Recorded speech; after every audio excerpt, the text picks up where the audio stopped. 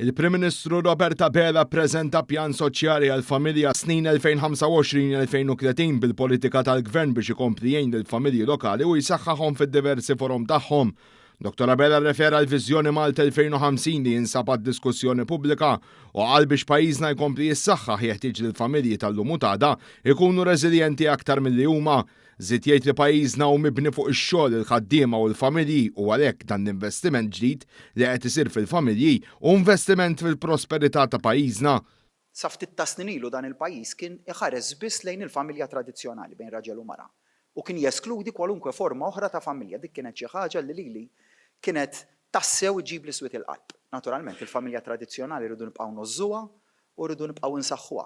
Però daqstant ieħor irridu insaħħu kull forma ta' familja kif illum rikonoxxuta taħt il-liġi tagħna. Dik kienet is-sinjal li aħna id-definizzjoni tradizzjonali ta' familja hemm minnha li kellna wessawha u leġislattivament wessajniha kienet għalija l-ikbar forma ta' maturità li wriet is-soċjetà tagħna li kienet lesta illi titlaq ix-xkiel konservattiv tal-passat u li timraħ u tħares il-qudiem. Il-Prim Ministru rimarka wkoll kif dan il-pjan soċjali jiġbor fih l-ewwel set ta' miżuri immirati biex tissaħħaħ ir-rata tal-fertilità f'pajjiżna mill-Gvern jindirizza din ir-realtà b'mod holistiku u semma b'sodisfazzjon kif fuq dawn il-miżuri diġà bdiet ħidma mill-Ministeri konċernati filwaqt li fuq oħrajn diġà bdew it-tħejjiet bħala parti mill-preparazzjoni għall budget tas-sena li ġejja.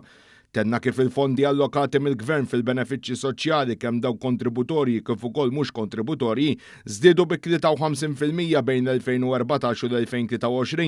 Dan fl-istess ħin il-persuni dipendenti fuq is-servizzi soċjali naqsu bin-nofs l-istess perjodu.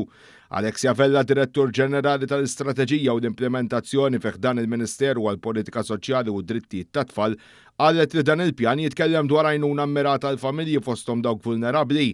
Dan jitkellem dwar kif se jkompli jsaħħaħ ir-relazzjonijiet fil-familji biex ikun hemm aktar ħin ta' kwalità u allura jenfasizza dwar diskussjonijiet mal-imsieħba soċjali fuq iż-żieda fil-lif tal-maternità u l-paternità.